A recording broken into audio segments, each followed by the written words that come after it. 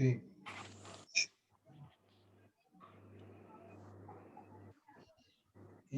Hola. Tenés que habilitar. Hola.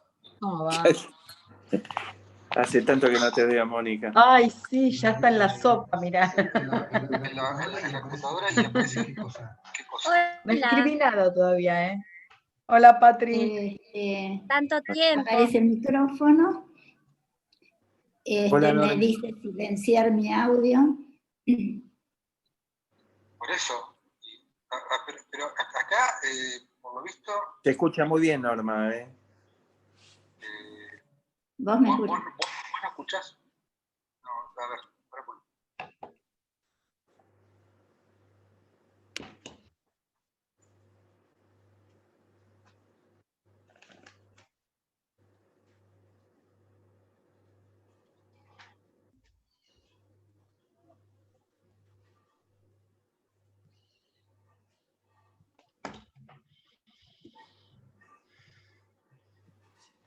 ¿Ahora? Creo que es eso. Pero... ¿Me escuchás, Claudio? Yo te escucho muy bien, Norma. Al que no lo escucho es a él. ¿A Gonzalo? Qué macana. No, pero a ver, Gonzalo, háblale a Norma, a ver si te escucha. Norma, ¿escuchás lo que hablamos? Por acá, no por el... ¿Cómo?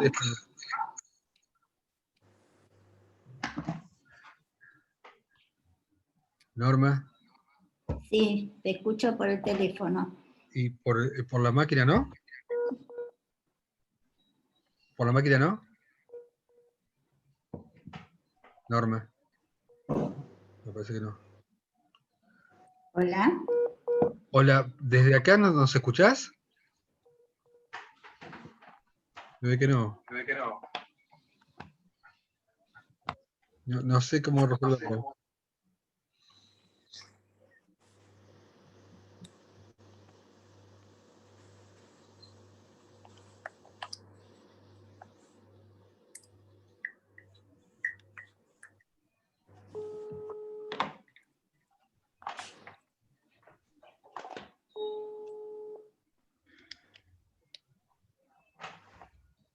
¿Te acordás que admitís vos, Gonzalo, no? Sí, estoy emitiendo, pero lo de Norma no sé cómo resolverlo. Estoy viendo qué puedo hacer, pero no.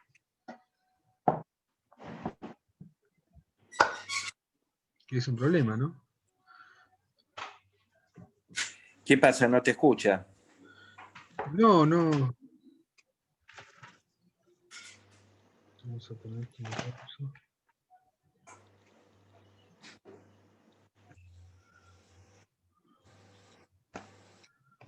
Bueno.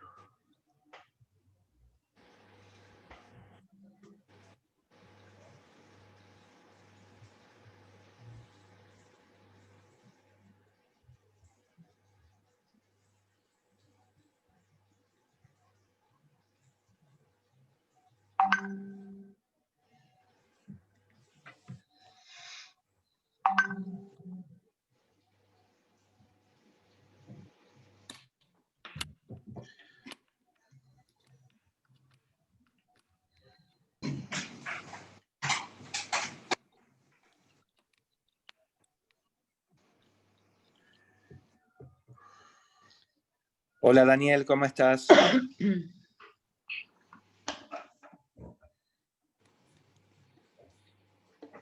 Hola, Daniel. Está conectándose todavía, por lo visto.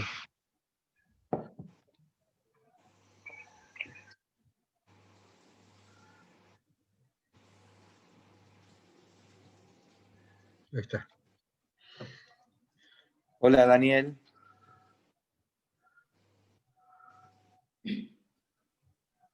Hola, ¿escuchás, Daniel?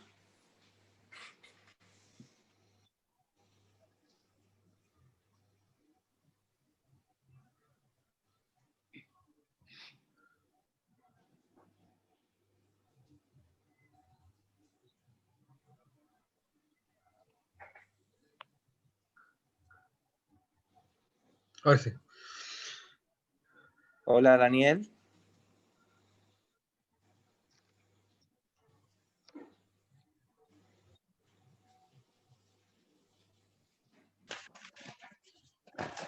Daniel, ¿me escuchás? Ah, sí, ahora perfectamente. Bueno, ¿cómo andás? Muchas gracias, ¿eh? ¿Cómo están? No, por Bien, favor. bien.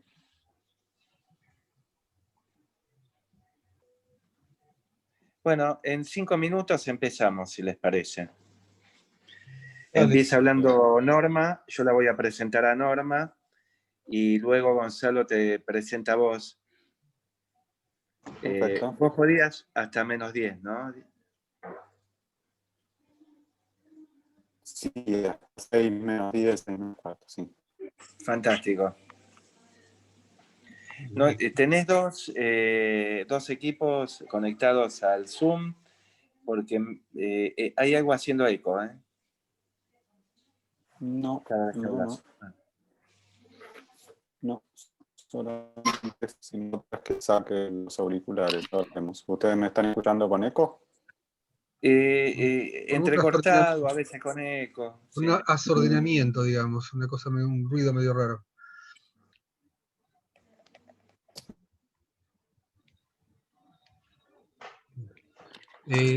Claudio, de paso aclaremos que básicamente tenemos que terminar a las 6, porque, digamos, para que no...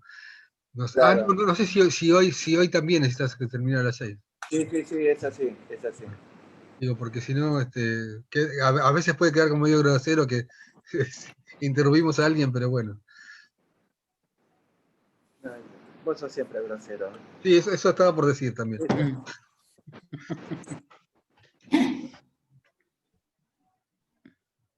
¿Ahí me siguen escuchando entrecortado? ¿O No, ahí se te escucha escucho Mejor. mejor. Ahí mejoró. Listo.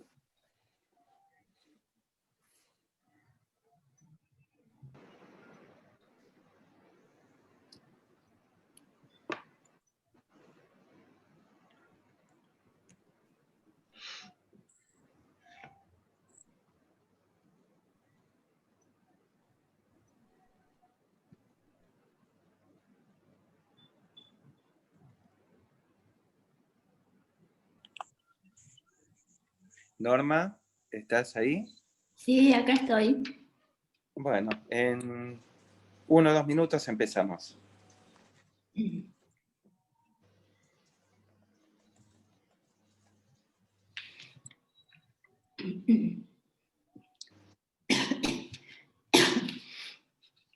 ¿Estás grabando, Gonzalo? Sí. Bien.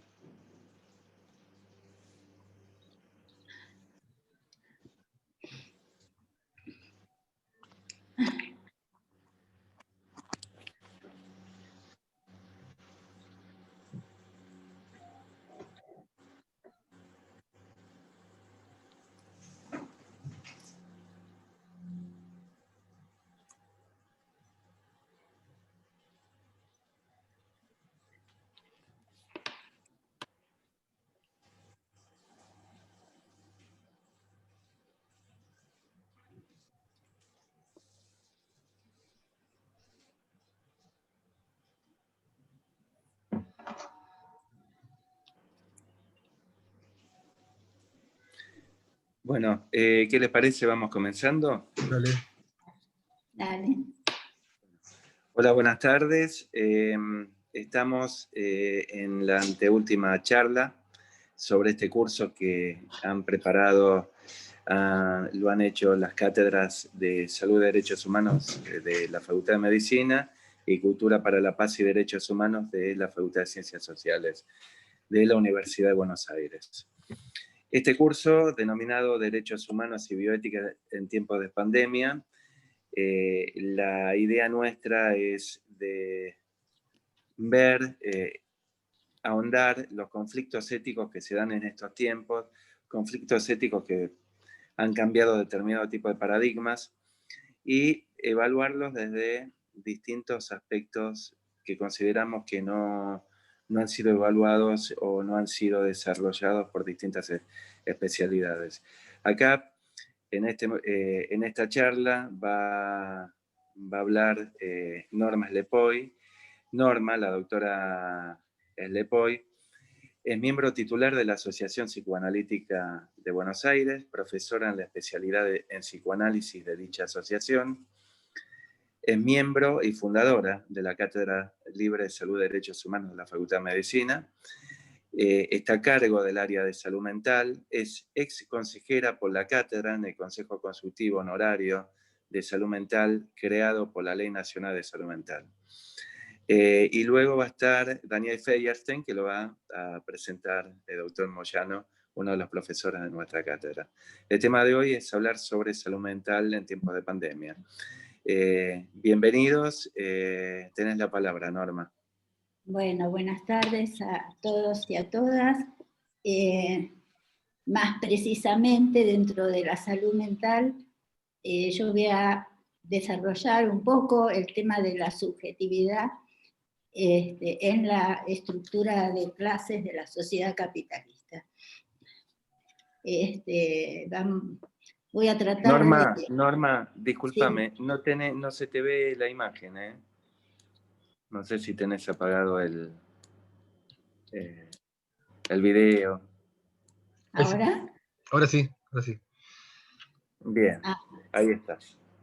Bueno, les decía que voy a tratar de desarrollar el tema de la subjetividad en la estructura de clases de la sociedad capitalista.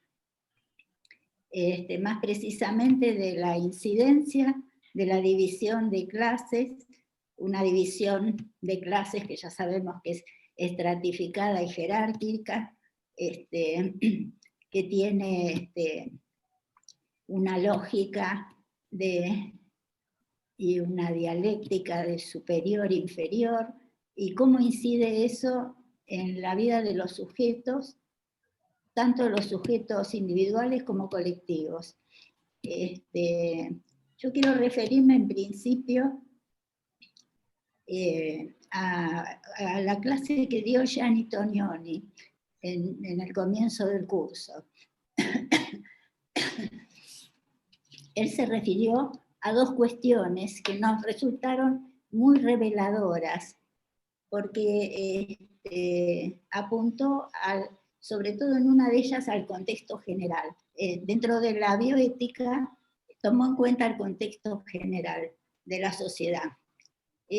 Una primera cuestión que él abordó es el tema del virus dentro de esta pandemia, el conocimiento acerca del virus. Y nos dijo algo que en ese momento todos intuíamos, de algún modo, que en realidad no sabíamos acerca del virus. No sabemos casi nada acerca del virus, lo cual tuvo un efecto de verdad, mientras que en todos los medios, bueno, distintos expertos daban sus consideraciones de distinto tipo respecto del virus. Y la verdad es una cuestión que a la bioética y a la ética, más en general, le resulta muy importante, ¿no? No solo estamos muy consustanciados con el tema de la verdad por la connotación política de los últimos años, de hace ya bastantes años, con el tema de la verdad, justicia y memoria, sino que al psicoanálisis, desde hace tiempo, el tema de la verdad, casi desde su creación, podríamos decir, le es inherente. Y bueno, se postula que la verdad es un alimento para la mente. Esa fue una de las cuestiones que abordó Gianni. Y la otra cuestión fue cuando se refirió a la globalización. Él dijo, la globalización funciona desde el punto de vista económico, pero no funciona desde el punto de vista sanitario, ¿no? Y entonces ahí nos comentó y nos informó acerca de cómo en los distintos organismos internacionales no se llegaba a una verdadera de organismos internacionales de salud, no se llegaba a una verdadera cooperación. ni tampoco entre los gobiernos. Por supuesto, uno de los temas más significativos fue el tema de las vacunas, en donde él señaló que cada país hacía su carrera por la vacuna y se había constituido, como ya sabemos, y cada vez más, una verdadera competencia en la producción de las vacunas. Es decir, ningún tipo de cooperación internacional, ningún tipo, él decía significativamente, ningún tipo de globalización en ese sentido, ¿no? Y bueno, son dos cuestiones sencillas las que planteó, pero que tienen el valor de trascender lo que tenemos naturalizado. Es decir, nos parece de lo más natural que un país esté en la carrera de la vacuna, que el otro también, y estamos ahí un poco pendientes de quién gana en la carrera. En ese sentido, estamos naturalizando esa situación de competencia internacional.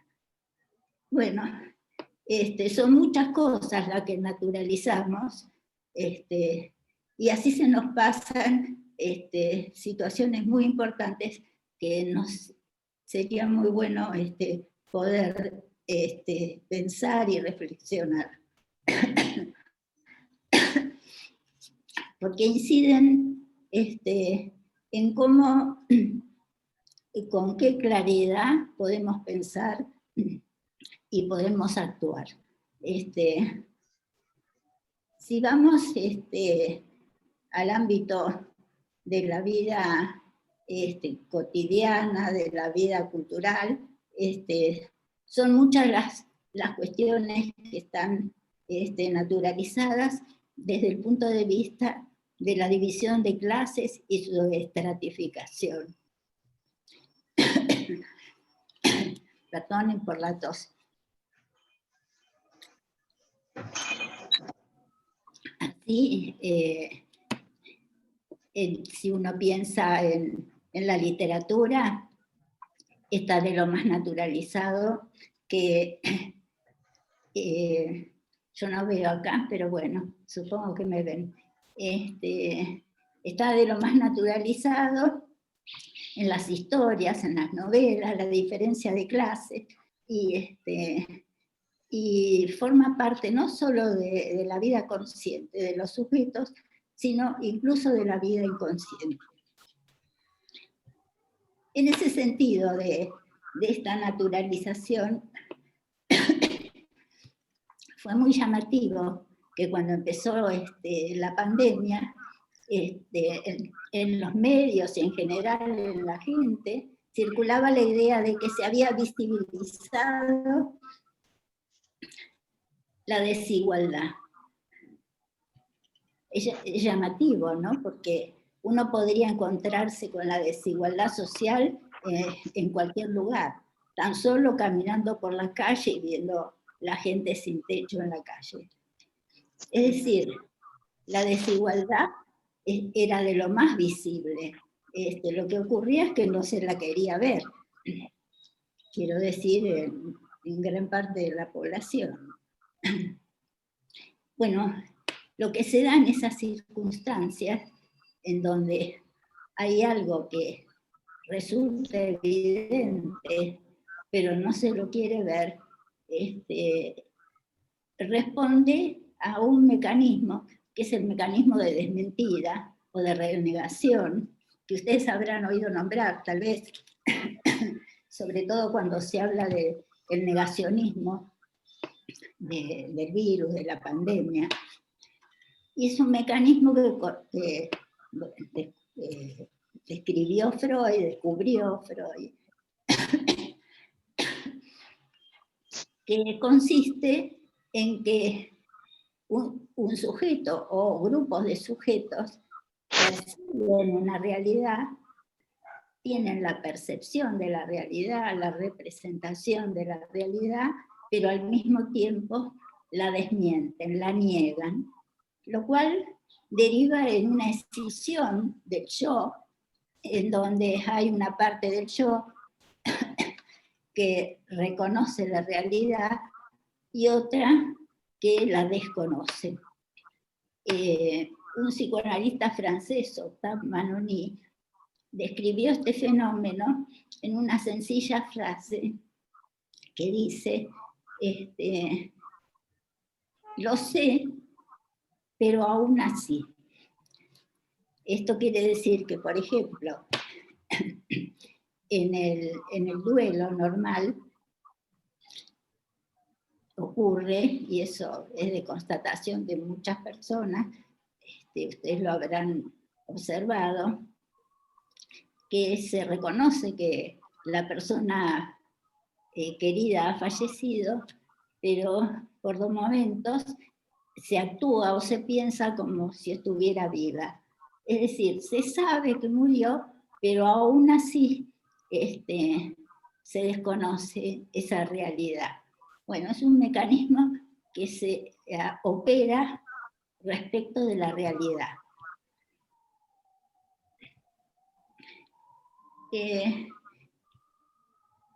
Les voy a dar un ejemplo antes de entrar en el tema de la bioética,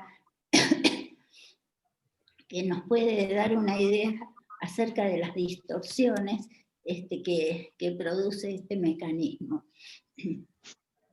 Una persona cuenta, una persona que tiene una empleada doméstica, cuenta que tuvo la visita de una amiga y que no saludó a su empleada doméstica.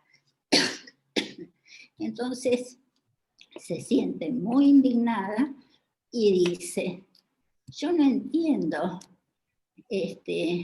cómo se comporta de esa manera. Si ella es una mujer inteligente, no es una negra villera. Bueno, está muy claro lo contradictorio de esta frase.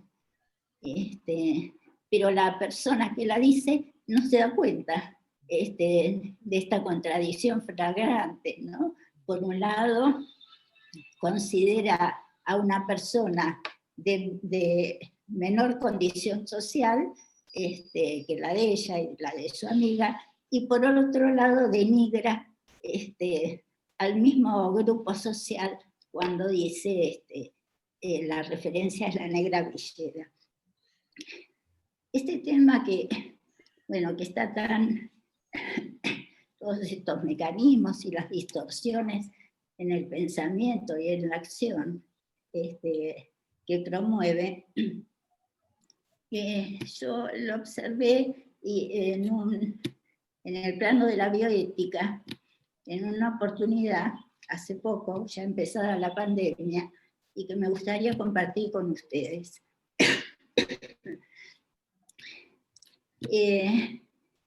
Empezó a circular en círculos médicos una guía para la asignación de recursos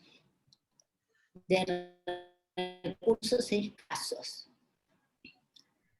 Guía se denominaba guía ética para la asignación de recursos. Y entonces allí se hacía mención a la ética utilitarista y a los derechos humanos. Y entonces se planteaba que ante una situación de desborde de recursos escasos para enfrentar a la pandemia, habría que aplicar el triage. Es decir, discriminar a qué pacientes se podría atender y a qué pacientes habría que reservarles, cuando no alcanzaran los recursos, cuidados paliativos. Se decía también que se crearía un comité encargado de evaluar clínicamente a los pacientes y decidir qué recursos se le asignarían, a quiénes se les asignarían recursos y a quiénes no. Recursos, bueno, se entiende sobre todo los recursos de asistencia respiratoria. Pero que la gestión de eso iba a estar a cargo de un comité. De modo tal que no fuera el médico tratante el que tuviera que decidir a quién dejar de ofrecer el recurso que era escaso. Es decir, librarlo de lo que suele denominarse dilema ético. Y se decía que se evitaría que sea el médico tratante el que tome la decisión como resguardo de su conciencia moral.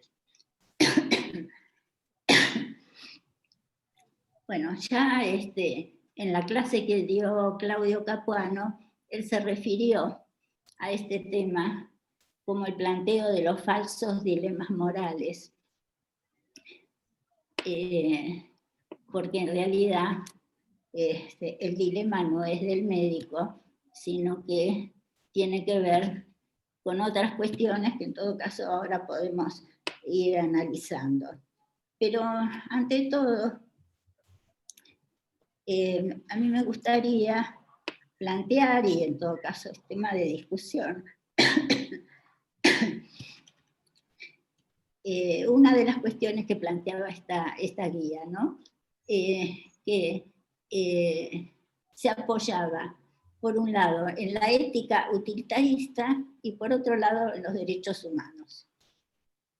Y entonces pensar si son compatibles la ética utilitarista, que bueno, que es la ética que busca el bien o la felicidad, depende de cómo lo plantea, de la mayor cantidad de personas, versus la ética de los derechos humanos, que ya sabemos desde su artículo primero de la Declaración Universal de Derechos Humanos, que dice que todos los hombres, mejor dicho, perdón, todos los seres humanos son iguales en dignidad y derechos, libres e iguales en dignidad y derecho. Es decir, no algunos, sino todos.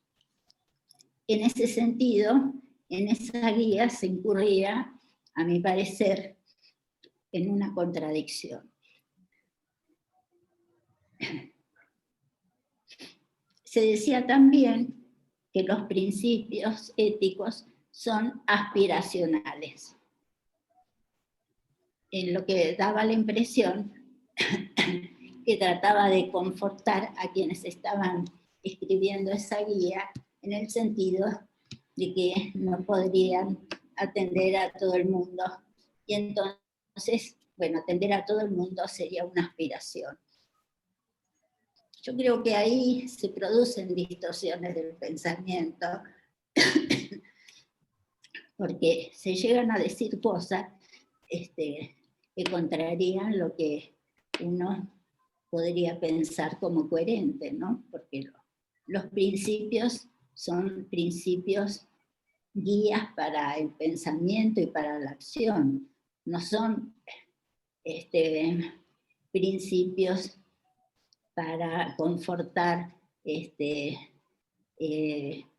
conciencias culpables, ¿no? Como se trataba de preconizar allí en la guía acerca de aliviar al médico tratante de la conciencia culpable de dejar de atender a un paciente en las mejores condiciones.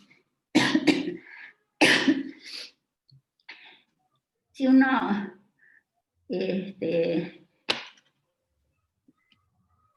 trata de entender la situación en la cual se presenta un caos sanitario, es entendible que algo hay que hacer. Pero si se trata de hacer una guía, habría que ponerle algún otro título, guía práctica para la resolución de un caso sanitario, pero no en nombre de una guía ética. Y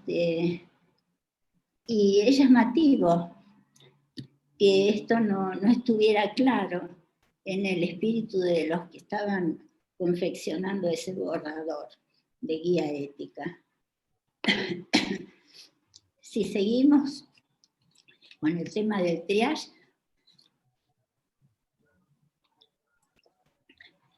en uno de los encuentros de este curso, el doctor Cotó se refirió a que el triage nació en la época de las guerras napoleónicas,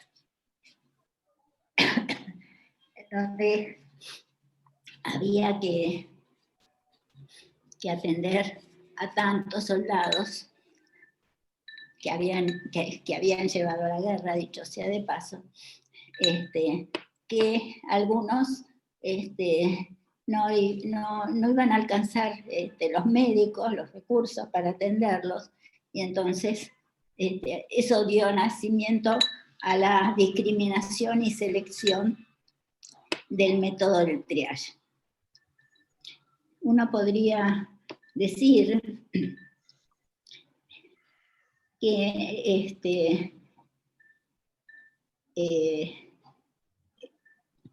la atención de los pacientes y la resolución de cómo encarar la salud no es para hacer parches de guerras de conquista, ni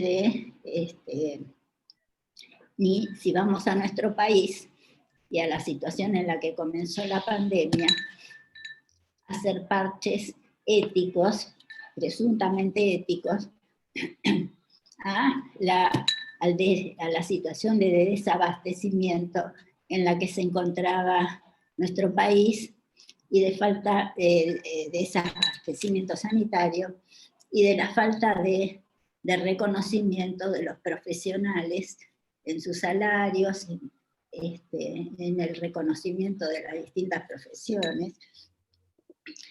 Entonces, creo que ese es un tema que tiene que ver con la discriminación y que tenemos que tener mucho cuidado de cómo pensamos estas cosas para no entrar en contradicciones cuando podemos defender la igualdad de la atención y se nos escapan este tipo de consideraciones como las que les comentaba, ¿no? Vivimos en una contradicción y en una naturalización de forma crónica, ya que desde la Revolución Francesa se repiten las consignas de igualdad, fraternidad, libertad. Hay contradicción con la sociedad de clases y la estratificación cada vez más desigual que padecemos.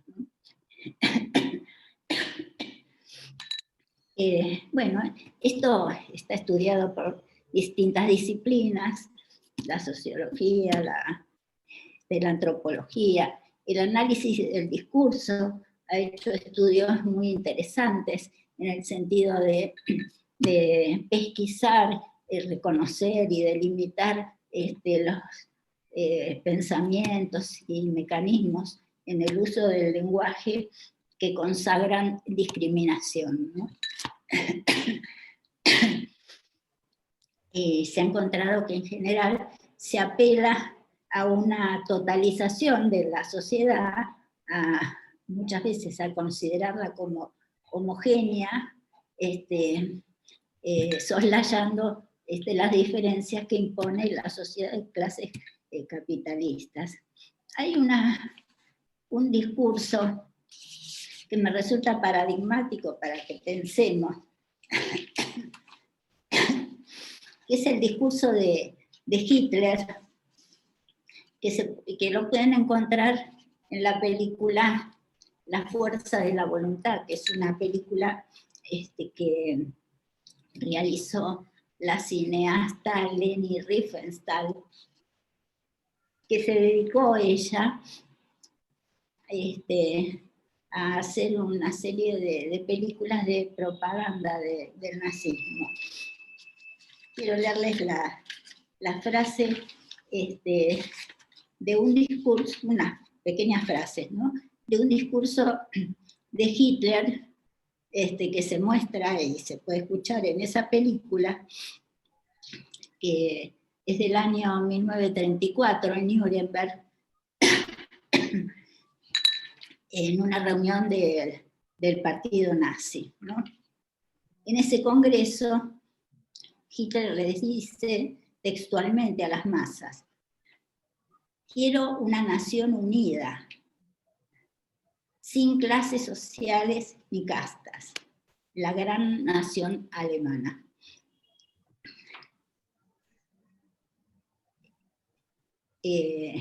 Una nación, bueno, después sigue, que si no conserva la pureza de la raza, desaparecerá. Quiero recalcar que en esa necesidad de hermanar a los que estaban a las masas, él plantea una nación unida, sin clases sociales ni castas, la gran nación alemana. Bueno, sabemos el nivel de discriminación y muerte a niveles industriales a que dio lugar el genocidio nazi. Es decir, que cuando se apela a una totalización y homogeneización de la sociedad, suele ocurrir que entonces aparece la necesidad de un enemigo interno, que en ese caso, del nazismo, fueron los judíos, y bueno, y otros también, y de enemigos externos. Esa sería un ejemplo extremo en cuanto a que se dio en un partido y luego en un gobierno totalitario, ¿no?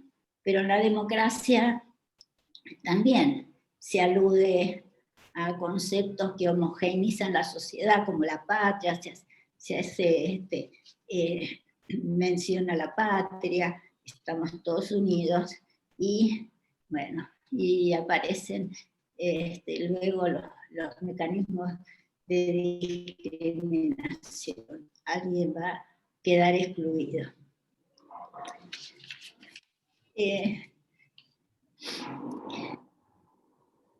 Bueno, para no extenderme más de tiempo, les quiero también comentar que en el terreno de la salud mental se producen efectos de discriminación, desde ya discriminación, que tienen que ver con este tema de las diferencias de clase y la estratificación social. Desde ya, la discriminación de la locura. Y en ese sentido, el manicomio es el monumento a la discriminación. Y es uno de los ámbitos en donde se produce estratificación. Además de todos los problemas que tiene el manicomio en cuanto a cosificar a los sujetos de atención, se produce, y de la medicalización que se genera en ese ámbito, y aledaños, digamos,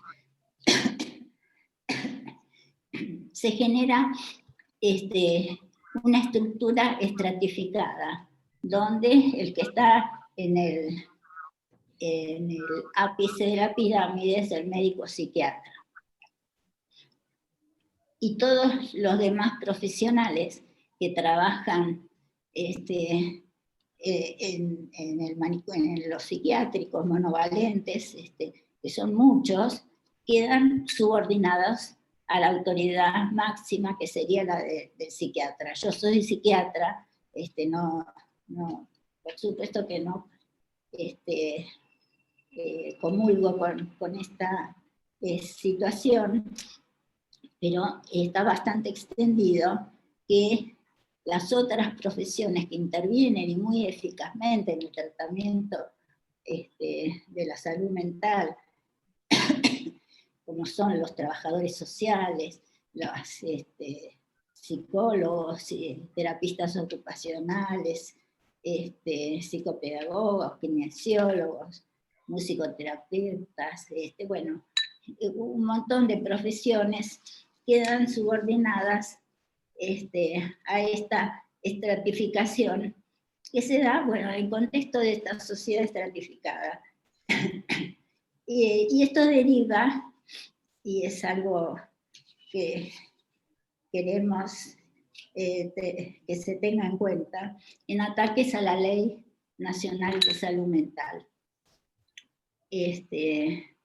La Ley de Salud Mental es una ley desmanicomializadora que hace muchos años que ya está promulgada. También la Ley 448 de la Ciudad de Buenos Aires, que están inspiradas sobre todo la Ley Nacional textualmente en los derechos humanos. Ambas bregan por el respeto al paciente, que en realidad la ley se lo llama persona con padecimiento psíquico, justamente para evitar la discriminación. Y esta ley ha sufrido y sigue sufriendo ataques. Y se dicen mentiras con respecto a que no se puede internar a los pacientes, y distintas cuestiones, que todas están animadas por la hegemonía que pretende detentar la corporación psiquiátrica. Yo personalmente les puedo transmitir que muchas de las cosas que plantea la ley las he experimentado personalmente, ya que hace tiempo, a comienzos de los años 60 y continuando en los años 70, Mauricio Goldenberg fue el que hizo una verdadera revolución en la atención en salud mental, creando la posibilidad de la internación psiquiátrica en un hospital general. En principio lo hizo en el Policlínico de Lanús. Yo fui residente de psicopatología en ese hospital y pude comprobar cómo es posible la internación de los pacientes psiquiátricos en un hospital general.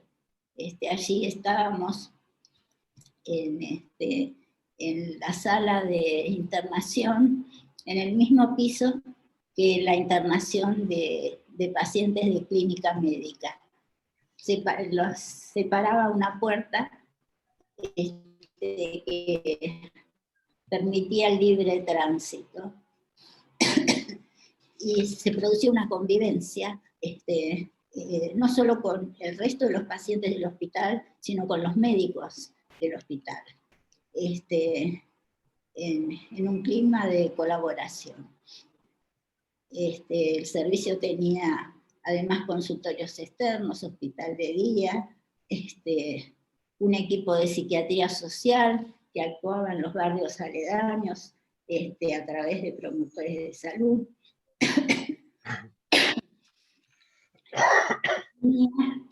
Tenía un club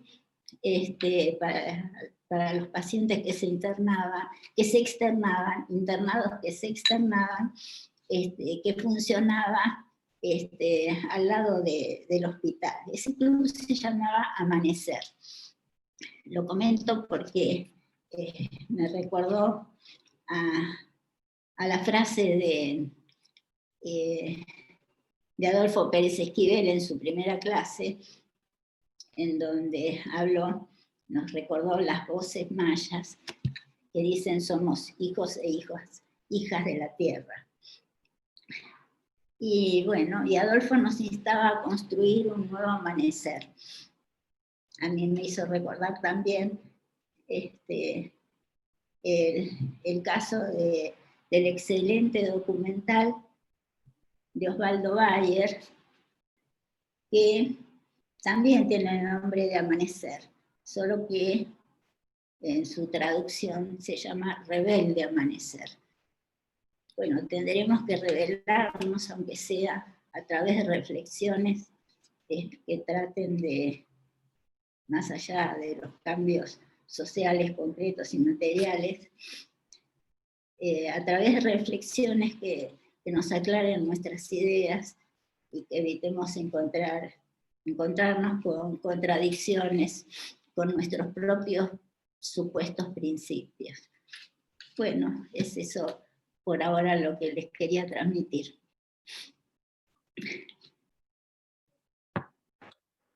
Bueno, muchas gracias, Norma. No sé qué prefieren, que hable Daniel primero y luego hacemos las preguntas. Sí, como quieran. Bien, Gonzalo, presentas a Daniel.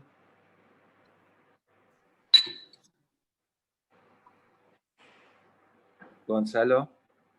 Es un enorme gusto para mí y para la cátedra, especialmente también presentar a Daniel Feuerstein en esta experiencia que estamos teniendo, de este curso muy interesante en general, y Daniel es una de las personas que nos honra con su presencia en esta experiencia.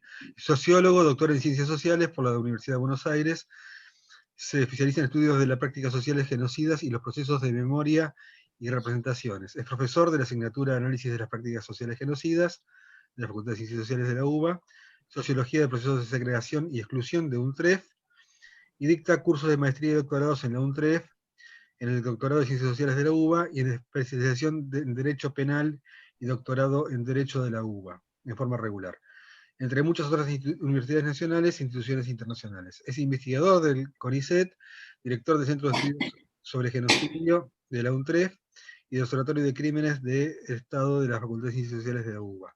Fue presidente de la International Association of Genocide Scholars de 2013 y 2015, y consultor de las Naciones Unidas, y es miembro del Tribunal Permanente de los Pueblos. Ha publicado más de una decena de libros de autor, entre los que se encuentran El genocidio como práctica social, en 2007, Memorias y representaciones, en 2012, Juicios, 2015, Introducción al estudio sobre el genocidio, en 2016, Los dos demonios recargados, reciente en el 2018, y La construcción del neofascista, en 2019, más reciente aún. Varios de sus libros y artículos han sido traducidos al inglés, francés, alemán, hebreo y coreano. Debo agregar que nuestra cátedra ha participado creo que fue el primer congreso de genocidio que se hizo en el Centro Cultural Borges, donde pusimos tres ponencias, y que fue el inicio de nuestra relación, al menos con Daniel, que es, bueno, nos interesa muchísimo siempre, ¿no? Bueno, gracias, Daniel. Bueno, no, gracias a ustedes y buenas tardes a todos. Gracias por la invitación.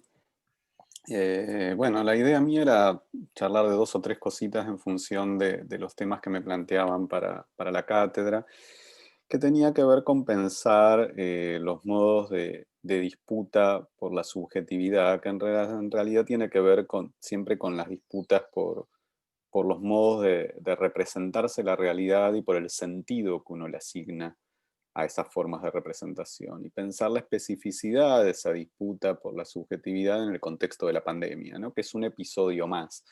Yo tuve muchos años de trabajo y el eje de mi desarrollo tiene que ver con las disputas por las representaciones y sentidos en relación al genocidio vivido en nuestro país en la década del 70, pero vemos que muchas de esas disputas pueden repensarse a la luz de la disputa por las representaciones y los sentidos en relación a la pandemia, ¿no? Con todas las diferencias que existen, también hay muchos puntos como de contacto. Y yo quería, la idea mía era no hablar demasiado, hacer como una intervención más breve para poder dar más lugar al intercambio, pero quería trabajar como 3 niveles de esa disputa por las representaciones, ¿no? Lo que podríamos llamar un nivel del plano de lo cognitivo, un nivel en el plano de lo emocional o lo afectivo, y un nivel en el plano de las estructuras morales, ¿no? Una disputa en relación a modelos éticos o a estructuras morales. La idea es ver, bueno, cómo se lleva a cabo esa disputa en esos 3 niveles, en el caso de la pandemia, como para abrirlo a la discusión y al debate, ¿no? En el primer lugar, que es el plano de lo cognitivo, y algo de esto refería, creo que los 2 primeros niveles, y algunas cosas que refería Norma, pero por ahí les quería dar una vuelta. En ese primer nivel de lo cognitivo hay una disputa en relación que involucra una disputa en relación a la cuestión de la verdad, ¿no? Y que me parece que está atravesada por cuestiones filosóficas más profundas que se han venido desarrollando en el último tiempo, y que podríamos decir que tiene que ver con que en la disputa con el modelo clásico de la modernidad, que tiene que ver con esta visión más positivista de una verdad establecida por la ciencia, se ha generado la hegemonía de un relativismo que se ha expresado en todos los planos, pero que particularmente en el plano epistemológico y en el plano moral ha sido y sigue siendo especialmente dañino, ¿no? En el sentido de que este relativismo ha tirado por tierra la necesidad de fundamentar, ¿no? Esto es de ese modelo, incluso positivista, clásico, pero que requería que la verdad se construía a través del razonamiento y la demostración, ¿no? Como las 2 grandes corrientes que podríamos decir que reemplazaron el modelo religioso de construcción de la verdad. Este modelo de construcción de una verdad a través de la fe va a ser reemplazado por una verdad que se construye a través del razonamiento y la demostración. El relativismo empieza a poner en cuestión esto, entendiendo de un modo, quizás uno podría decir bastante simplista o bobo, esa frase que retoman de Nietzsche, de no existen hechos, solo interpretaciones, y plantear que cualquier interpretación tiene la misma entidad por la mera posibilidad de existir, digamos, ¿no? Y que por tanto no tendría que dar ninguna razón de su existencia. Y me parece que esta disputa por la verdad comienza a aparecer en el plano de la pandemia, negando lo obvio, podemos decir, ¿no? Esto es con teorías que plantean la inexistencia del virus, con teorías que cuestionan la letalidad del virus, con teorías que cuestionan las modalidades de contagio. Podemos decir entonces con toda una cantidad de visiones que comienzan a surgir, que no requieren ningún elemento de demostración para instalarse en la disputa, en ese primer nivel de la disputa cognitiva por el modelo de verdad, ¿no? Y me parece que es un primer plano que hay que revisar no solo en relación a la pandemia, sino en relación a quién es el adversario del campo popular en ese plano cognitivo en este momento. Entonces, si no atrasamos de alguna manera en nuestra disputa contra el positivismo y terminamos alentando estas formas relativistas absolutamente articuladas con el momento de la hegemonía del capital financiero en la lógica del sistema productivo, ¿no? Al cual es mucho más funcional un relativismo epistemológico incluso que una mirada positivista, ¿no? Entonces me parece que, bueno, en ese primer plano es interesante poner sobre la mesa cómo se va dando esta disputa en el plano de la disputa por la verdad. En el segundo plano, decías, el plano de la cuestión que involucra más lo emocional, lo afectivo, y que ha sido bastante, podríamos decir, minimizada en general en las disputas por el sentido, salvo justamente por el campo psicoanalítico, que ha tenido un poco más de interés, escucha, toma, puesta en cuestión, digamos, de los modos por el cual nuestras emociones afectan los modos de vincularnos con la realidad, ¿no? Y en ese sentido, estas cuestiones a las que Norma hacía referencia, de mecanismos de naturalización, de formas de negación, de estructuras de desmentida, tienen que ver con el modo en que nuestras respuestas emocionales ante el nivel de transformación de la vida cotidiana que implica una pandemia de estas características, inciden en nuestros procesos, nuestras posibilidades de representación, ¿no?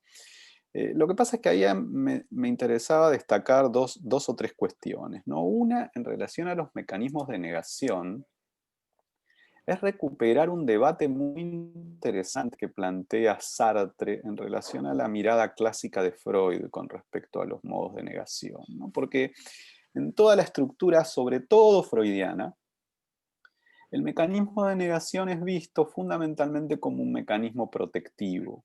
¿Sí? Esto es, el mecanismo de negación existe para preservar a nuestro aparato psíquico de aquello que podría ponerlo en cuestión al punto de no poder sostener su consistencia, digamos, ¿no? Y en ese sentido, digo, y Freud lo demuestra muy bien, cómo puede funcionar como un mecanismo protectivo. Pero Sartre le va a plantear la disputa con la lógica de que este mecanismo de negación, sin negar su carácter protectivo, también implica un nivel de lo que Sartre llama de mala fe. Y que esa mala fe sartreana tiene que ver con que ese mecanismo de negación no solo está al servicio de la protección de nuestro aparato psíquico, sino que está al servicio también de la preservación de nuestro egoísmo. Esto es, que esa negación tiene que ver con no querer asumir la transformación en nuestros comportamientos que implicaría hacernos cargo de la modificación de la realidad, ¿sí? Y que por lo tanto, por un lado es cierto que negamos porque protegemos el aparato psíquico, porque hay situaciones que tenemos dificultades para lidiar con ellas, pero por otro lado también es cierto que negar es una forma de sostener nuestra vida como era sin hacernos cargo de las consecuencias que implicaría la transformación, digamos, ¿no? Y me parece que en el contexto de esta pandemia tomar en cuenta ese señalamiento de Sartre en relación a la mala fe puede ser interesante para entender determinados comportamientos o determinadas cuestiones afectivas que inciden en la disputa por las representaciones que no derivan solamente de una lógica protectiva de nuestro aparato psíquico, ¿sí? Sino que están, podríamos decir que son de alguna manera menos inconscientes, ¿sí? Y que están al servicio de la mala fe sartreana, digamos, ¿no? Y esto ni dudarlo cuando ese mecanismo de negación ya no se trata de la forma de negación clásica, que sería la idea de la excepción, la idea de a mí no me va a tocar, la idea de esto no es conmigo, ¿sí? Que serían las formas clásicas de negación, sino cuando se estructura en formas ideológicas negacionistas, ¿sí? Esto no existe, los muertos no son tantos, se están dibujando muertos, la proporción no es la que dicen, ¿sí? O este tipo de argumentos que aparecen, que ya dan cuenta de una consistencia ideológica del sistema de negación y no de una respuesta individual, digamos, ¿no? O sea, de la formulación de esa lógica de negación en tanto estructura ideológica. Y el tercer elemento que me parecía importante incluir en el plano de las emociones, que apareció en los primeros momentos de la pandemia, que podríamos decir que se ha calmado un poco, pero que está permanentemente latente y puede reaparecer, es el mecanismo de la proyección. ¿Sí? Esto es, que ese enojo, que esa frustración, que ese resentimiento por la transformación de la vida, se expresa en la necesidad de encontrar un culpable y abatir todo el odio sobre ese culpable. Digo, apareció en los primeros momentos de la pandemia y recordarán toda esa discursividad, incluso algunas prácticas que ocurrieron en algunos lugares del conurbano bonaerense en relación a la población de origen oriental, ¿sí? Esta idea del virus chino tan promovida por Donald Trump, o este intento de encontrar un responsable contra el cual desviar el odio, el resentimiento, el enojo, la frustración. En mayo apareció en nuestro país en relación a los barrios populares, y la pandemia viene de los barrios populares, pese a que había llegado exactamente al revés, pero cuando llegaba por Ezeiza no era un problema que despertara el odio, pero cuando parecía que se expandía desde los barrios populares hacia los sectores medios, entonces ahí sí. También al igual que lo de febrero con los sectores orientales, no tuvo mayor impacto, pero es una amenaza siempre latente. Podríamos decir que también en abril-mayo surgió cierta imaginería antisemita fuerte en varios lugares del mundo y que llegó atenuada a nuestro país también. El virus es una creación de algunos empresarios judíos, aparecían nombres como el de Soros o algunas otras figuras que buscaban concentrar el odio, esta idea de que el virus es un invento generado por esta mano judía que siempre aparece detrás de todos los males.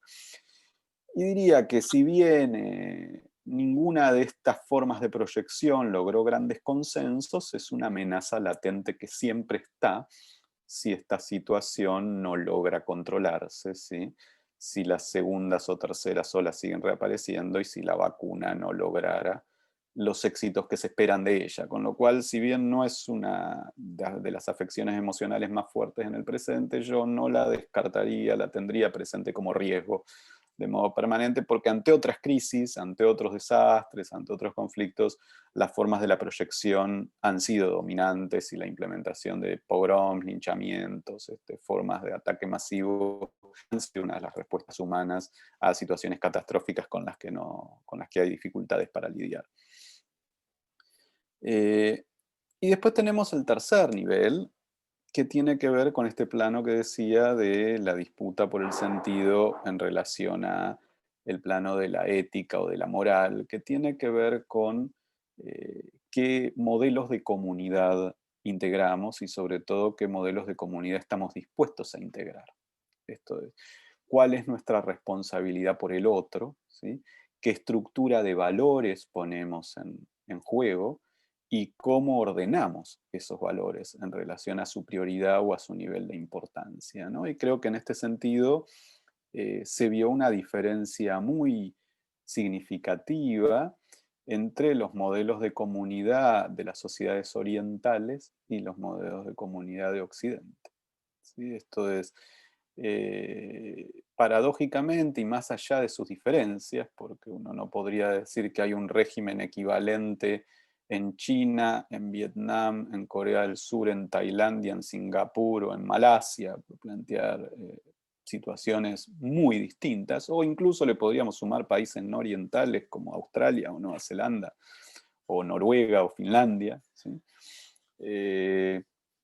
Podríamos decir que en estos casos quedó claro que la prioridad era el intento de apostar a poner a la vida como primer valor y a intentar formas de subordinar otros niveles de confort, otras lógicas, otros valores a intento de resguardo de la vida, lo cual no se ha aplicado en esos países para todas las situaciones, pero es cierto que en algunos casos sí, en muchos de esos países esto también ha valido en relación a las situaciones generadas por otros procesos de enfermedad evitable, por el hambre o por el frío o por la falta de vivienda, ¿sí? En otros casos. Lo que hemos visto en muchas de las sociedades occidentales, sobre todo gran parte de los países europeos, Estados Unidos y sin duda toda América Latina, ha sido una triste constatación de cosas que sabíamos, digamos, pero que se han dado con mucha fuerza en nuestras sociedades, que es que el valor de la vida no está por encima de otros valores, ¿sí? Sino que puede ser descartado con facilidad. Y digo una constatación triste, por lo menos en el caso de nuestro país, porque creo que de alguna manera es una derrota en esa lógica por los sistemas de representación, ¿no? Un país que comenzó su actitud ante la pandemia planteando que entre la salud y la economía se iba a optar por la salud y luego implementando una serie de medidas donde está muy claro que el objetivo fue apostar por la economía, ¿sí? Y por lo tanto apostar a la estrategia del rebaño, que ha generado muchos problemas ahora cuando se empieza a conocer con las segundas olas y con los estudios de incidencia de la inmunidad, que podía esperarse en relación a un coronavirus, pero que parece que nadie pensó hace 3 o 4 meses, que esa inmunidad que se genera por el contagio masivo no es de largo aliento, ¿sí? Y que parece implicar que esas segundas olas no tienen que ver solo con la población susceptible que no se había contagiado en la primera, sino con mucha población asintomática que se había contagiado y se volvió a contagiar, digamos, ¿no? Y que esto implicaría la total ineptitud de la estrategia del rebaño, ¿sí? Más allá de que no se da como esperaba el gobierno de la Ciudad de Buenos Aires con el 10 o 20% de los casos, sino como todos los estudios planteaban, con una cifra más cercana al 60 o al 70, pero que además esa inmunidad es una inmunidad de meses y que por lo tanto reaparece como gran parte de los coronavirus y de otros virus respiratorios, reaparece al año siguiente con una fuerza similar o por lo menos con variabilidad en esos niveles de inmunidad según edad, según otra cantidad de elementos, en donde en algunos casos puede durar un poco más y en muchísimos casos mucho menos. Pero entonces lo que uno ve es, bueno, que en esa disputa por los modelos de comunidad, por lo menos en gran parte de nuestras sociedades, incluida la Argentina, se ha sufrido una derrota importante que me parece que es central tomar en cuenta porque va a irradiar no solo a lo que pueda pasar con esta pandemia, sino a otros procesos sociales que nos pueden atravesar. ¿Sí? Esto es, una vez aceptados procesos de sensibilización como los existentes, digo, un nivel de recuperación de la vida cotidiana y naturalización en el momento en que tenemos la más alta tasa de muerte, entre 400 y 500 muertos diarios los últimos días, un promedio de arriba de 300 en el último mes, ¿sí? O 2 meses, me parece que son datos para tomar en cuenta. Por un lado, la falta de reacción social y por otro lado, la imposibilidad política de implementar algunas medidas de cuidado, ¿no? Desde las más básicas, que serían estrategias de reducción de daños, que llama la atención, la falta de campañas para enseñarnos cómo movernos en nuestra vida cotidiana en esta nueva realidad. Entonces cada uno apela a lo que puede, googleando, buscando, e irá desde medidas interesantes hasta el dióxido de cloro, pasando por contradicciones en relación a los últimos conocimientos, como una familia que se encuentra en un lugar cerrado, sin barbijos porque comparte la comida, pero limpia obsesivamente todas las superficies, ¿sí? No entendiendo por ahí que de pronto los conocimientos que circulaban en marzo no son los que circulan en noviembre, y de pronto intentando cuidarse de modos que quizás no son los más efectivos, y esto tiene que ver, me parece, con la falta de una campaña de reducción de daños inteligente, sólida, agresiva, digamos, que pueda hacer llegar esa información a todo el mundo, hasta la falta de decisión de medidas básicas de control de los lugares de mayor contagio, la circulación básicamente de personas en lugares cerrados, mal ventilados, y que tiene que ver con la habilitación incluso del funcionamiento en el interior de bares, restaurantes, gimnasios, en lugar de pensar formas de salida económica que puedan plantear alternativas a esos rubros, que son, a partir del análisis epidemiológico, claramente los que generan el mayor número de contagios junto a las reuniones sociales, a diferencia del conjunto de la estructura productiva, que respetando determinados protocolos, que no siempre se respetan, que tienen que ver justamente con la lógica de los lugares cerrados, no parecen ser el foco fundamental de contagio, ¿no? Entonces me parece que ahí, en ese tercer plano, habría que hacerse cargo de esta disputa, no solo de esta disputa por la representación, sino podríamos decir de una profunda derrota en este primer round de esa disputa, y que decía que me parece que va a generar efectos en las relaciones sociales, en las representaciones, en las formas de encarar otros procesos de crisis o de conflicto social, y que tenemos que asumir justamente para seguir dando esa disputa, ¿no? Digo, es difícil reposicionarse en una disputa si uno no hace un buen análisis de lo que ya pasó, ¿sí? Y me parece que en ese sentido lo que ya pasó, por eso digo, yo sé que es duro plantearlo en estos términos, pero creo que ha sido una profunda derrota desde un momento inicial hacia la continuidad en el tiempo y el punto al que se llegó, digamos, ¿no? Y me parece que esto implica, bueno, que fueron determinados valores los que tendieron a primar más allá de la discursividad, y que eso pasó en los distintos niveles, ¿no? O sea, pasó en el nivel de las decisiones políticas, pasó en el nivel del humor social, pasó en el nivel de la disputa por la construcción de sentido. Después podemos evaluar cómo es que pasó esto. Esto es, cómo es que se llegó de la situación de mediados de marzo a la situación que podríamos decir de mediados de mayo, por plantear un punto de quiebre, o de fines de julio. Y bueno, podemos tener muchos elementos para plantearlo. Yo creo, por plantearles uno, pero podríamos hablar mucho, creo que quizás no se tomó conciencia de la fuerza que tenía la antipolítica y la respuesta ante ese primer cacerolazo donde pedía una reducción de los sueldos políticos para acompañar el proceso de privaciones que sufría porciones de nuestra población. No sé si fue acompañado o leído o interpretado con la potencia que tenía, y en ese sentido quizás estamos haciendo historia contrafáctica, pero si se hubiese pensado la contribución a las grandes fortunas acompañada de una reducción de los salarios políticos como medidas conjuntas y complementarias en un momento de fuerte apoyo a esa decisión de una primacía de la vida, de la salud, quizás hubiese permitido otro modo de lidiar con los procesos de representación, ¿no? Lo que vimos fue que un posicionamiento que creo correcto en un sentido filosófico con respecto al valor de quien hace política, pero quizás mal leído en relación a la coyuntura, generó esta situación en el AMBA en la que llegamos en julio, que un intento de plantear una restricción fuerte y pequeña de los desplazamientos para impedir ese efecto rebaño en el AMBA no fue acatada por la población, implicó el fin de toda política en ese sentido, que fue el intento de cierre del 1 al 17 de julio, que podemos verlo también de muchas maneras, si tuvo que ver con cuestiones de comunicación, si tuvo que ver con cuestiones de implementación, si tuvo que ver con la falta de trazabilidad, y uno podría plantear una cantidad de cuestiones que son todas contrafácticas hoy, pero que lo que sí dejan claro es que en ese momento queda claro que se pierde la disputa por las representaciones y que por lo tanto Argentina va directo a la línea de muchas otras sociedades de las cuales decía diferenciarse, como Estados Unidos o Brasil, en relación a dejar que el virus avance, contagie a todos los que tenga que contagiar, y en todo caso, como mucho, tener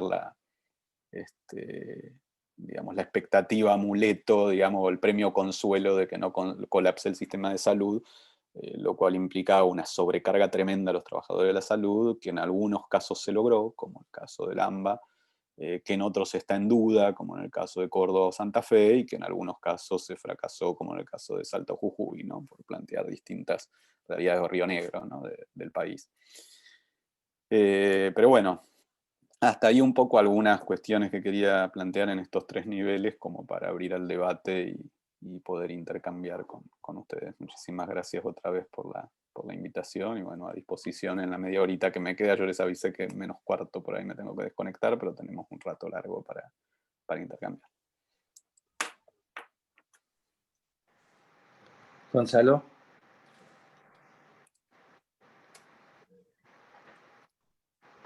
Gonzalo. Sí. A ver, las preguntas que pueden surgir. En el chat no tenemos ninguna pregunta, vuelvo a decir. Yo tengo. Bueno, por eso. Dale. Bueno, primero que nada, felicitaciones a ambos. Me encantaron las charlas, ambas dos.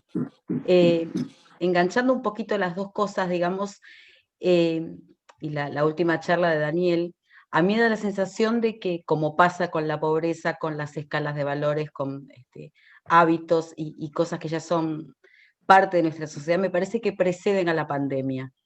Creo que la caída de los argumentos, la desvalorización del otro, la priorización de la vida, las diferencias de clases, hay un montón de cosas que están mucho antes, incluso el negacionismo. O sea, en los últimos 4 años del gobierno anterior, por ejemplo, se revivió la teoría de los 2 demonios, parecía que no pasaron los juicios acá, que no pasaron 40 años de lucha, o sea, se negó la historia de madres y abuelos, se negaron cosas que parecían increíbles. Ustedes se acuerdan que hasta en los colegios se llegó a difundir por parte de docentes la historia contada de otra manera. Yo creo que hay cosas que se fueron cayendo previamente. Se igualó la palabra de algún profesional con conocimiento en un tema a la opinión de un periodista. Entonces, en ese contexto, yo lo veo como difícil, pienso, más allá de cualquier postura política, cualquiera que esté a cargo, digamos, de tomar decisiones políticas en un contexto como este, como decía Daniel, es contrafáctico, digamos, pensar qué hubiera pasado si, mi sensación es un poco pesimista. Yo creo que cualquier decisión que se hubiera tomado, finalmente caeríamos en lo mismo. Como que el país tampoco tiene soporte, tiene espalda como para remarla económicamente dentro de un sistema capitalista y sostener otro tipo de conductas que nos preserven. Después está la parte comunicacional que sí tiene serias falencias, creo, en cuanto a los cuidados y esto que decía Daniel, pero me pone como triste las charlas, digo, porque pienso a futuro, si no se pudo enderezar un poquito esto, digamos, lograr otro tipo de diálogo, volver a tomar valor en los argumentos, previo a la pandemia, en momentos de crisis que todo se agudiza y todo se pone a la luz y se visibiliza lo que ya estaba y parecía que nadie lo veía, en este contexto lo veo como durísimo. O sea, pienso cómo se hace, ¿no? Creo que es la misma pregunta que tenés la chava de ayer, pero en todos los casos me quedo pensando por dónde se empieza. Gonzalo, Sí. aceptá a Daniel porque se le cayó la conexión, me está pidiendo que lo acepte. Mira. Sí.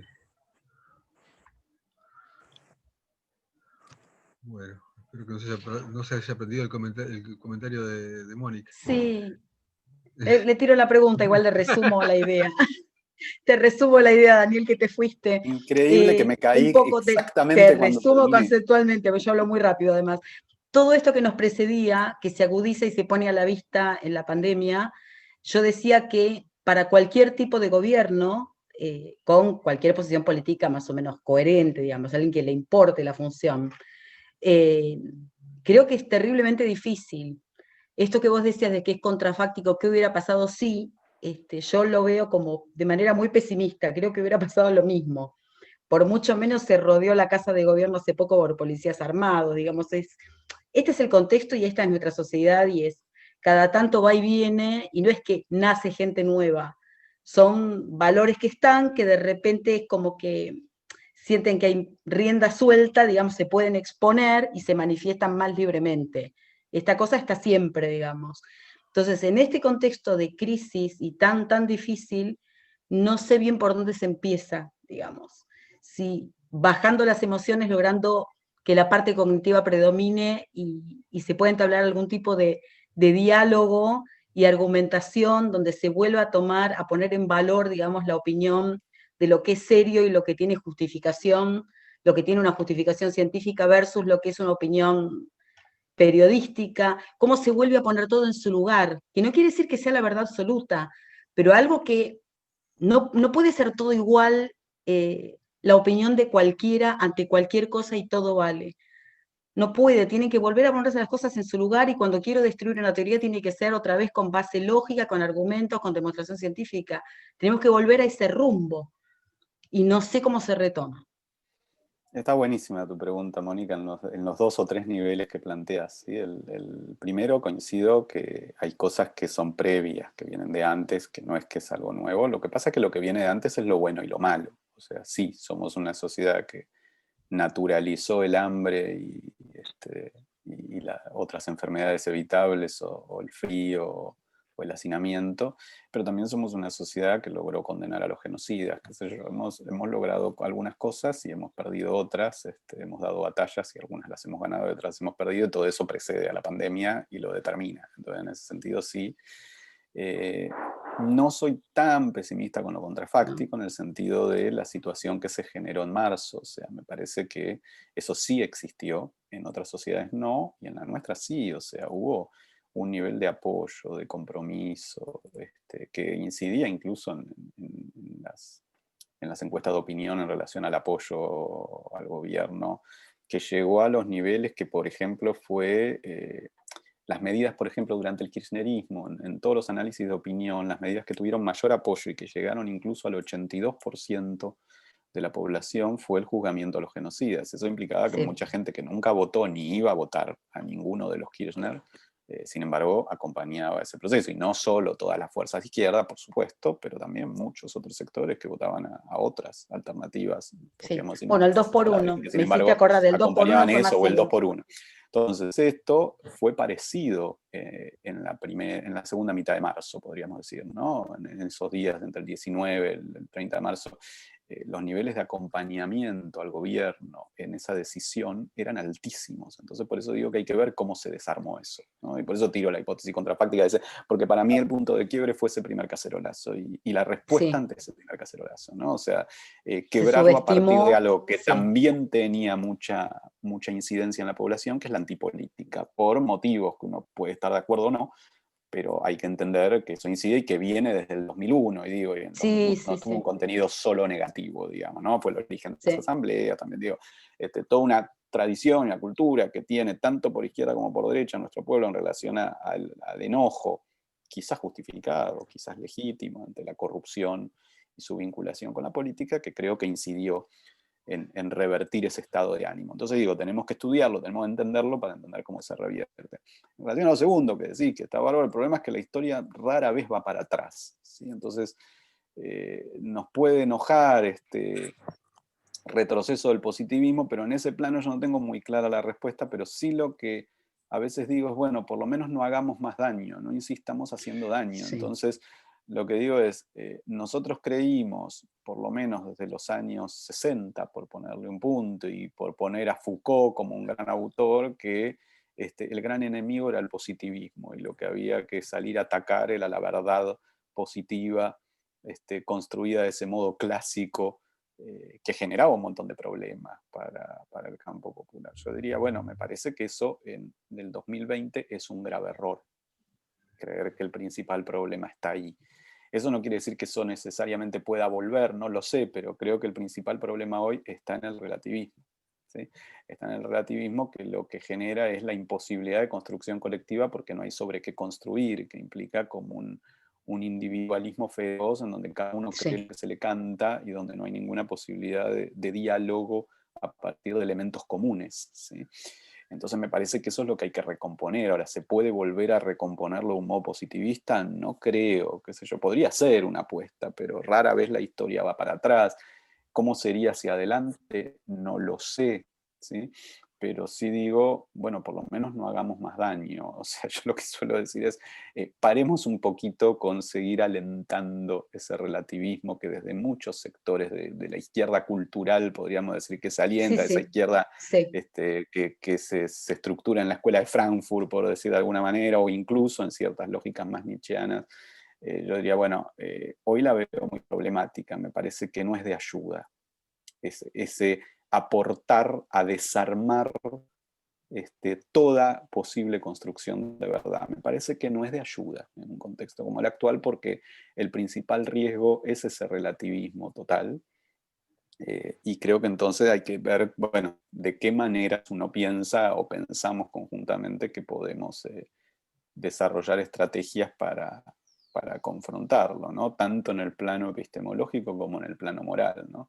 No Sí. es lo mismo hacer una cosa que la otra, no es lo mismo decir una cosa que la otra. Me parece que poder recomponer que no aceptamos el relativismo es un desafío. Digo, en la jerga de ciencias sociales, digo, necesitamos menos Foucault y más Norbert Elias, ¿sí? Digo, Foucault ha sido el gran autor de salir a desmontar las verdades del poder, mientras que Norbert Elias fue el gran sociólogo alemán que planteó la potencia que tenía el proceso de la civilización, ¿no? Algo de lo que nos hemos burlado los últimos 30, 40 años, y que en un contexto de creciente anomia como el actual quizás debiéramos recuperar, ¿no? O sea, no consiguió tampoco poco Sí, este sí. proceso de capacidad de regular la violencia a partir de la acción colectiva, ¿no? Y me parece Pensaba que, en algo bueno, más actual y más tipo mm, Galeano, lo sentí ujú, pensante, ¿no? Ese tal equilibrio cual, entre las emociones que parece estar en guerra con el argumento lógico. Una, Perdón, me puse a dialogar. no, una cosa que creo que tendríamos que también, entiendo el punto de vista de Daniel, pero incluso con lo que dice Daniel algunas cosas, y poco retomando por lo menos lo que creo que fue la base de la exposición de Norma, creo que también habría que recuperar un poco cómo es el comportamiento de esta situación en la división de clases, porque estamos hablando un poco sobre pensamiento, como si el pensamiento fuera algo que, y que lo es, ¿no? No es que no lo sea, pero digamos, que dependa solo de los individuos. Yo creo que los individuos tienen digamos, su autonomía, y no estoy haciendo un planteo mecanicista para nada, pero sí creo que deberíamos recuperar un poquito el condicionamiento que el lugar en la sociedad hace que no solo el pensamiento, sino la situación de las personas. Daniel hacía una serie de referencias a algunos eventos políticos que han marcado probablemente algo del rumbo de los acontecimientos vinculados con la pandemia en la ciudad de Buenos Aires. Yo marcaría algunos que también han tenido que ver, y que tienen que ver con lo que también fue mencionado acerca de lo que antecedió a la pandemia, y cómo nos agarra la pandemia, que es el tema de la Villa 31. Es decir, allí durante más de un mes estaban los carteles: lavate las manos, quédate en tu casa, y este problema ocurrió en donde había gente sin agua y sin casa, y, digamos, y hacinada, y sin comida, porque otra de las cosas que pasa es que la gente que está en mayor vulneración es la que más probabilidades tiene de enfermarse. Entonces, gente que tiene una vida miserable sin agua y sin casa, siguió sin agua y sin casa y con vida miserable, ¿no? Entonces, un foco allí iba a ocurrir, ¿no? Lo mismo pasa con los geriátricos, es decir, todo bien, pero digamos, había lugares donde la experiencia, si hay algo que la experiencia internacional nos mostró, es donde se enfermaba y se moría la gente. Caramba, el 70% de los muertos sanitarios, y en Francia, en Francia también, pero el dato que tengo es en España, en la primera etapa, fueron en geriátricos. No solamente personas viejas y con comorbilidades, sino además viviendo en condiciones, no sé si de hacinamiento en esos lugares, pero al menos de compartir su vida de un modo diferente a lo que se comparte en la vida doméstica, ¿verdad? Entonces, hay cosas que creo que hemos dejado pasar también. Sí, totalmente de acuerdo, Gonzalo. Por ahí uno enfatiza algunas cosas u otras Sí, en claro, función de sí. lo que quiere discutir, pero totalmente de acuerdo. Te daría 2 o 3 ejemplos en el sentido que decís, pero que se articulan con los temas que planteaba. Todo lo que planteas era previsible, ¿sí? No pasó nada que no fuera previsible, pero la ventaja inicial que tenían las pandemias, que a diferencia de lo que ocurre en general con las pandemias, venía de los sectores de alto poder adquisitivo Sí, sí, y no de los barrios populares. Entonces, como esto era claro en enero, febrero, sí, sí. con distintas organizaciones y fundamentalmente los curas villeros, nosotros empezamos a pensar, bueno, ¿qué hacer? Porque si esto llega a los populares, va a ser un desastre. Pensábamos incluso que iba a ser un desastre incluso peor de lo que fue, digamos, ¿no? Pero digo, la idea todavía no estaba claro cómo afectaba la letalidad, qué sectores, qué pasaba con las comorbilidades. Entonces lo que se diseñó, charlando con muchas organizaciones, con los curas, con comedores populares, la que se le llevó al presidente y la aceptó, que surgió de estos grupos de trabajo que teníamos con los curas de las cuarentenas comunitarias. Ahora, esas cuarentenas comunitarias era una solución absolutamente de emergencia y por un plazo que yo les había estimado cuando lo charlamos de 30 días. ¿Sí? O sea, yo dije, esto va a sostener 30 días. ¿Qué quería decir esa cuarentena comunitaria? Es absurdo pedirle a la gente que se quede dentro de una casa si no tiene casa, Sí, sí. pero como ahí no hay virus, si lo que se logra es que ahí no entre el virus, bueno, eso puede permitir darnos aire para desarrollar una estrategia. Entonces la cuarentena comunitaria era tratar de que no entre el virus. Incluso hablamos con las organizaciones que se fijaran cómo estructurar cuando había la posibilidad de la asistencia a través de la propia gente del barrio para tratar de que saliera la menor gente posible y entrara la menor gente posible, porque paradójicamente los militantes podían ser los transmisores del virus al provenir de sectores más acomodados donde podía empezar a circular con más rapidez el virus. Y esto no solo que funcionó, sino que funcionó más de lo que esperábamos. Yo había dicho 30 días y en realidad durante 60 días, salvo el caso, el primero, que fue el de la Villa 31, que es el que tiene más relación con el casco urbano, estos funcionó, pero lo que pasa es que después había que pensar una segunda etapa que veníamos charlando, que era, bueno, eso iba a funcionar un tiempo, hasta que las interrelaciones entre barrio popular y el resto de la ciudad vulneraran esa lógica, porque era imposible sostenerla en el tiempo.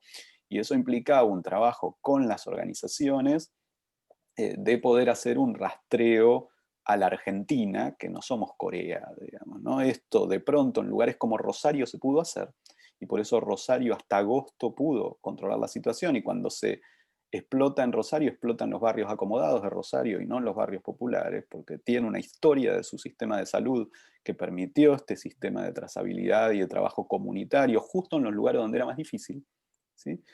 Y estalla en los lugares donde, lo charlábamos con la gente de Rosario, no había tradición de trabajo, que es que los operadores de salud o de prevención comunitaria no saben cómo trabajar con los sectores medios, y entonces la gente no le decía la verdad, no le pasaba la información, no permitía el trazado, cosa que en los barrios populares sí ocurría. Entonces en los barrios populares era fácil trazar, y en los barrios donde tendría que haber sido difícil, ¿sí? Porque hay mucha más interrelación, y en los barrios de sectores medios fue imposible trazar, donde tenía que ser más fácil porque la información no era entregada por la propia población contagiada. Entonces digo, totalmente lo que decía Gonzalo, y podríamos pensar 200 ejemplos de ese tipo. Claro que todo esto se encuentra atravesado por las lógicas de clase, ¿no? El problema es, bueno, poder entender cómo son esos atravesamientos y cómo podemos incidir en la disputa por las representaciones a través de esos atravesamientos también.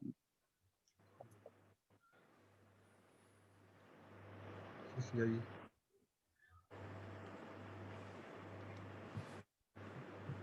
Sí, a ver. Quería hacer un comentario.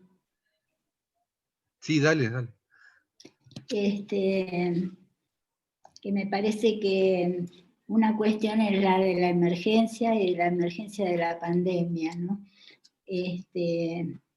Pero tengamos en cuenta de que es funcional en la emergencia y que la precedencia a la pandemia de la que hablaba Mónica tiene que ver con cuestiones estructurales que tenemos que tener en cuenta que una cuestión es lo que a nivel de las ciencias sociales, a nivel de los intelectuales, me parece que por lo menos respecto de esa precedencia no hacer daño, no hacer más daño. Por eso yo mencionaba lo del triage, ¿no? No plegarnos, digamos, a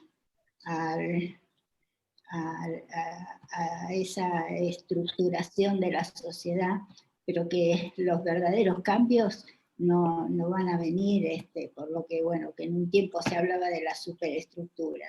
En todo caso, que todo lo que tiene que ver con la cultura no conspire en contra de cambios que se tienen que dar a nivel social, ¿no? Me parece que eso es importante tenerlo en cuenta.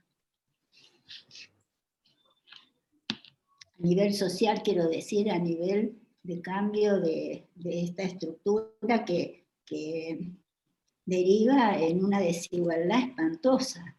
Sí. Creo que ese es el problema fundamental. Bueno. Hasta que llega a que la gente políticamente, quiero decir, funcionarios o políticos progresistas plantean menos pobreza, ¿no? La pauperización de las consignas en este mundo pauperizado. Sí.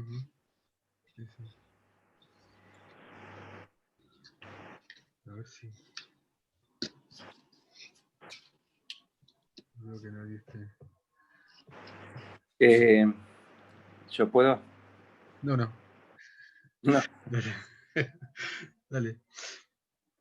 En algún lugar es algo que venimos discutiendo siempre, ¿no? Como cuando se habla de triage, en realidad hay un triage social previo que ya lo hizo el poder. Y ese triage social marca cuál va a ser al menos el destino sanitario de cada sector de la sociedad. Y así la cuestión es cómo nos paramos y cómo pensamos para no naturalizar esto. Porque después de eso viene lo que vos decías, Norma, ¿no? El triage, el famoso triage, los famosos falsos dilemas de La Última Cama, donde el que decidió fue un funcionario, no decidió un médico, un enfermero, y a quien le va a tocar eso va a ser a la gente más humilde.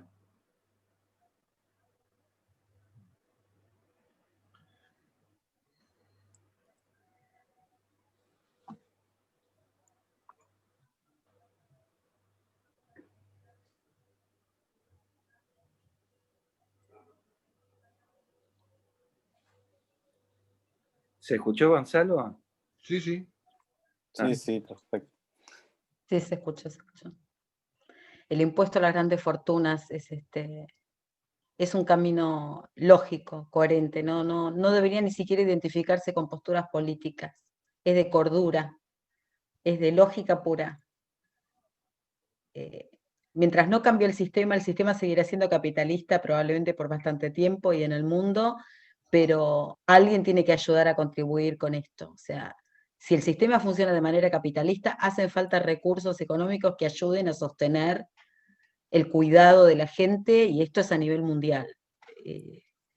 Me parece que en este contexto es una emergencia, no sé, es mi punto de vista, que de todas las decisiones políticas fuertes que hay que tomar en este momento, esa es una. Hay un problema. Quizás la otra es pensar en tener un poco de soberanía, entendiendo la soberanía como capacidad de poder realizar algo, de poder, una idea que pensamos desde el año 2000, desde la cátedra, ¿no? Por ejemplo, la producción pública de medicamentos y vacunas. Totalmente. Para la población en general.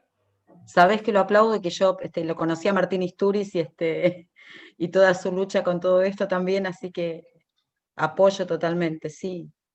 El problema con el impuesto a las grandes fortunas es que esto tiene que estar inmerso también en qué son las grandes fortunas y de dónde salen. Porque así como termina pasando que la negociación de la deuda externa nos implicó de alguna manera a algunas condiciones de BlackRock, vinculado con varias cuestiones de las que están pasando, incluyendo algunas cuestiones sobre medicamentos y sobre granjas de cerdos chinos. Digamos, si uno piensa solo en la cuestión de los impuestos a las grandes fortunas, no se plantea qué tipo de dónde surge esas fortunas y de dónde se sostienen, puede llegar a pensar que, bueno, está bien que hagan eso que están haciendo y que es lo que nos trajo la pandemia, digamos, con tal de que nos dejen algo. Claro, sí, sí, te entiendo. Es como un negocio narco donde vos decís, bueno, una parte, una cuota del narco queda para algo bueno. Exactamente. Sí, yo te entiendo. Como el narco en el morro de Río de Janeiro, digamos. Está bien. Es el equilibrio entre... Por lo menos dejen algo. El equilibrio entre la ingenuidad y el realismo, ¿viste? Es como que, bueno, seguramente ninguna negociación será ideal.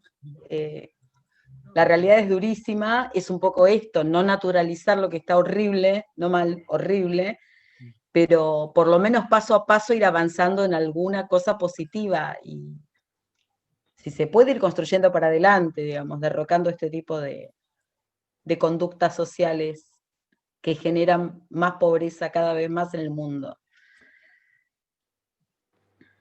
Sí, a mí se me ocurrían tres cosas en relación al intercambio que teníamos. Una, que recupero lo que decía Norma, de cuanto menos no hacer más daño. Me parece que es un buen principio para tomar en cuenta. Sí. Una cosa es si uno sabe o no sabe qué hacer, pero por lo menos no hacer más daño. Yo lo decía en relación al relativismo, Norma lo decía en relación al triage, a estos protocolos. Bueno, por lo menos no hacer más daño. Segundo, poner en cuestión una segunda cosa que plantean, que yo ahí creo que es más complejo, ¿sí? Que es pensar, vos Norma decías, bueno, no va a venir de la superestructura. Yo creo que no hay que pensar esas lógicas de modo dogmático. Las disputas por las representaciones se dan en la superestructura y sin embargo es la disputa que define cualquier posibilidad de transformación de la estructura. Esto es, la relación entre estructura y superestructura es mucho más compleja a nivel de las lógicas de determinación. Entonces, por eso decía que para mí es un eje fundamental la disputa por las representaciones, porque es la condición de posibilidad de cualquier transformación, digamos, ¿no? Me parece que eso es sumamente relevante, ¿no? Y interesante en relación a lo que decía Claudio del triage o de otras formas de pensar el triage, que lo que es sorprendente es esto, que hubo una apuesta que te lleva al triage, pero que no era la única apuesta posible. O sea, cuando vos apostás a aplanar la curva en lugar de aplastarla, cuando apostás a que efectivamente el contagio se disemine y que toda la apuesta es tratar de que no te colapse el sistema, estás en el borde del triage.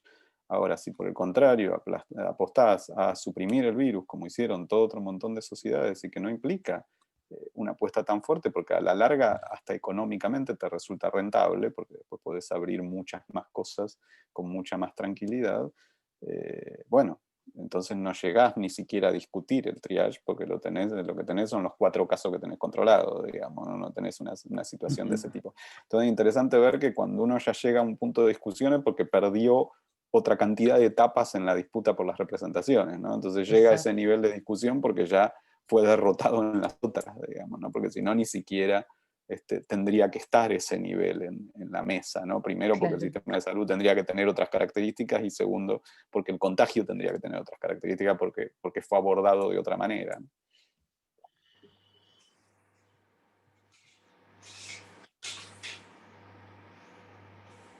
Sí, tenés razón, Daniel.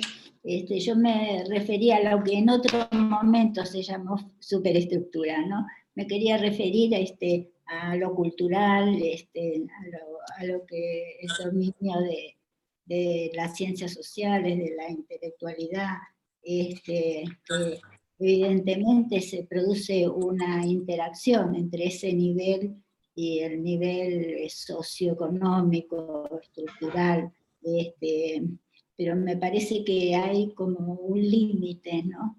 En donde, en todo caso, dentro de esa disputa tiene que estar en juego el plantear que esta situación es una situación que tiene determinaciones que se interrelacionan con las culturales, pero que exigen una atención especial, digamos. Bueno, creo que Daniel se tiene que ir. Sí, les decía que me quería despedir porque me tengo que ir a dar clases ahora, en 5 minutos. Así que bueno, pero nuevamente agradecerles muchísimo por la invitación y bueno, quedamos en contacto para seguirla. Muchas gracias, Norma, muy interesante tu presentación también, y gracias a la cátedra. Así que bueno, quedamos al habla. Chao, Daniel. Gusto enorme. Muchas gracias, Daniel. Gracias. Muy generoso. Gracias.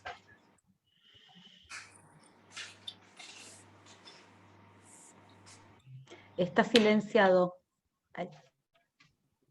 No, que no lo dije en su momento, ahora que se fue Daniel, es tarde, pero digamos, la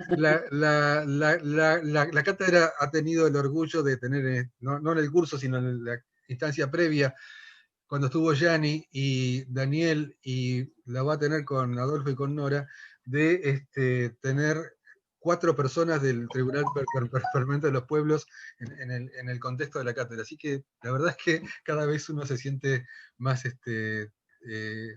comprometido con la cátedra, ¿no? Un orgullo.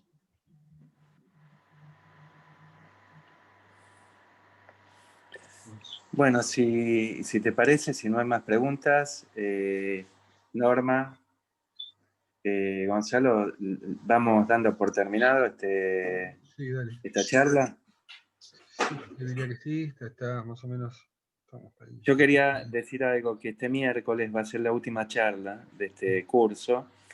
Va a estar Adolfo Pérez Esquivel y Nora Cortiñas.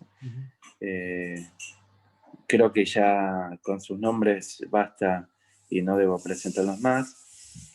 Van a hablar sobre la pospandemia, qué nos espera y cómo pensarla, ni más ni menos. Mm. Les agradezco a todos. Norma, a vos te agradezco muchísimo y bueno, seguimos en contacto, ¿no? Bueno. Nos vemos. Está sin micrófono. Gracias. Gracias a ustedes y a todos. Un gusto, ¿eh? Igualmente.